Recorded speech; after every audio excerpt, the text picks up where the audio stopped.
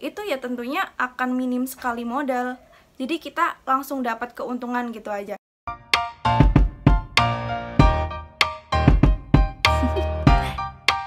Do you wanna know?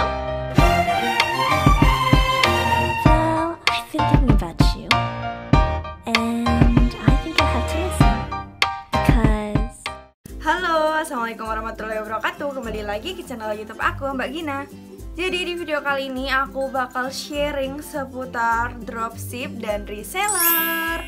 Nah, buat teman-teman semua yang masih bener-bener kayak belum tahu apa itu dropship, terus apa itu reseller, keunggulan dropship dan reseller itu apa, terus kalau pemula mendingan mana, dropship atau reseller, kayak gitu pasti kan bingung ya. Nah, aku bakal bahas selengkapnya di video ini. So, keep on watching. Tapi nih, sebelum kita ke videonya, aku mau minta support dari teman-teman semua dengan cara subscribe dulu channel YouTube aku. Jangan lupa juga like, comment, dan share video ini ke seluruh sosial media kamu. Buat yang udah share, terima kasih banyak. Sekarang kita mulai dari yang pertama nih, yaitu pengertian dari dropship. Nah, dropship itu sendiri adalah jualan tanpa modal yang kamu tuh cukup promosi-promosi aja, mau di sosial media atau di marketplace seperti Shopee, Tokopedia, Lazada, ya seperti itulah ya. Nah, terus keunggulan dari dropship itu sendiri, dropship itu tanpa modal, terus kamu juga cuman promosiin aja, dan kita tuh nggak perlu packing barang, terus tuh bener-bener kita cuman dapat untungnya aja gitu teman-teman. Nah, untuk kelemahannya kita tuh nggak tahu stok barangnya itu nanti masih ready apa enggak, jadi kita harus sering-sering konfirmasi ke supplier kita. Nah, terus aku juga mau bahas tentang dropship yang aku jalanin ya teman-teman, karena banyak banget di video aku yang pada tanya, kok bisa sih dropship itu tanpa modal, kok bisa kak, terus untungnya dari mana, dan bla bla bla. Jadi aku mau jelasin sistem dropship aku yang aku udah jalanin ya. Nah, jadi gini nih teman-teman. Jadi kalau sistem dropship aku tuh jualannya, misalnya aku ambil barang dari supplier yang ada di Shopee, terus aku jualin lagi di sosial media, misalnya di Instagram, Facebook, WhatsApp kayak gitu. Dan nanti aku naikin harganya, misalnya di Shopee harganya 10.000, aku jual 15.000 sampai 20.000 misalnya gitu. Nah, misalnya udah aku share di sosial media dan ternyata ada yang minat mau beli nih, terus aku konfirmasi nih ke suppliernya, barangnya masih ada apa enggak gitu. Nah, setelah supplier jawab masih ada, aku langsung konfirmasi lagi ke pembeli aku.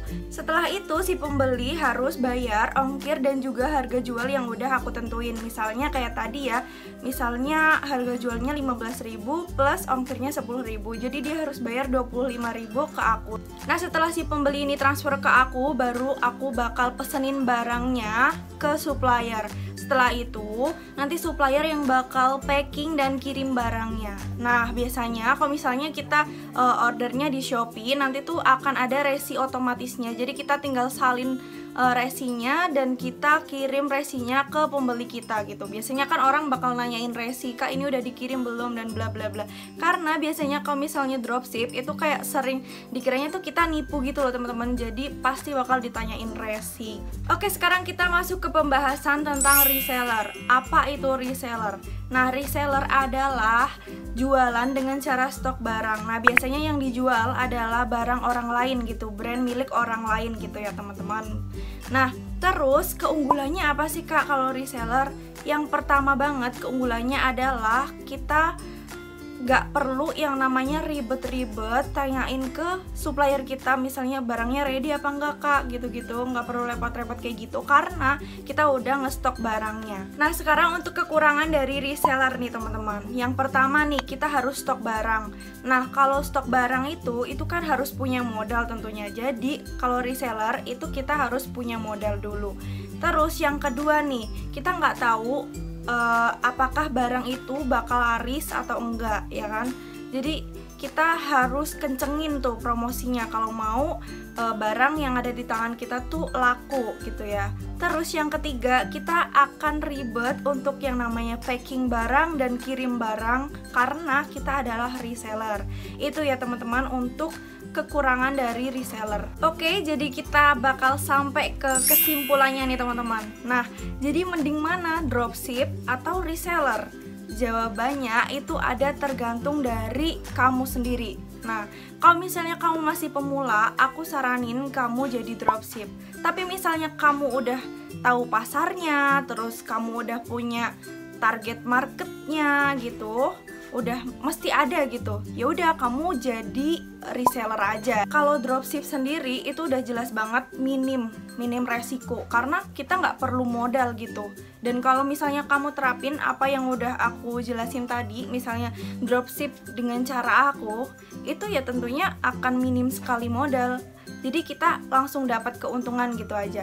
Tapi misalnya reseller itu emang kita butuh modal dan kita harus bisa gitu loh promosiin barang itu supaya laku. Nah, kalau misalnya kamu jadi reseller, aku saranin nih, itu adalah kamu udah melalui tahap dropship dulu. Kalau misalnya kamu tiba-tiba langsung jualan padahal kamu juga belum belum bisa gitu ya untuk jualan, itu bakal sulit teman-teman. Jadi kayak bakal, waduh kok barangnya nggak laku-laku, kok ini nggak ada yang mau beli barangnya aku gitu, dan bakal nyerah dan akhirnya nggak jadi jualan kan. Padahal musim kayak gini kita juga bingung, misalnya wah pandemi kayak gini, kalau misalnya nggak dagang mau ngapain lagi gitu. Karena dagang itu adalah hal yang termudah untuk dilakuin untuk sekarang ini. Apalagi banyak orang yang pastinya milih kayak, wah aku mau jadi dropship aja, aku mau belajar bisnis aja deh, kayaknya lebih menarik nih kalau misalnya kayak gini di PHK dan bla bla bla karena pandemi ya kan. Nah, menurut aku itu harus kita mulai dari dropship dulu ya teman-teman. Kalau misalnya emang udah dropship terus kamu naik level nih ke reseller atau ngestok barang, aku saranin kamu ambil barang yang emang dia itu milik brand yang udah brandnya itu besar gitu loh teman-teman. Jadi untuk lakunya itu bakal keras gitu loh. Misalnya kamu ambil dari brand yang emang dia tuh belum ternama gitu, terus kamu jualin, itu akan sulit teman-teman. Jadi itu sarannya aku. Dan misalnya nih kamu mau jadi reseller dari sebuah brand gitu, itu kamu bisa nih tanya-tanya dulu ke mereka gitu ya kan. Kamu bisa coba dulu cek pasarnya gini, dengan cara misalnya kamu ambil testing, misalnya itu dari skincare ya kan. Ambil testing mereka, terus kamu upload di sosial media kamu, entah itu status WhatsApp ataupun Instagram, dan kamu lihat respon dari orang-orang, apakah mereka penasaran. Nah, kalau misalnya banyak yang minat, kamu bisa banget untuk coba tanya lagi dan gabung ke reseller dari brand tersebut. Karena kalau banyak yang minat berarti itu ada peluang pasar buat kamu gitu. Oke, jadi sekian dulu untuk video kali ini. Semoga bermanfaat buat kamu. Thanks for watching. Don't forget to like, comment, and share. Thank you. See you on my next video. See you. Bye-bye.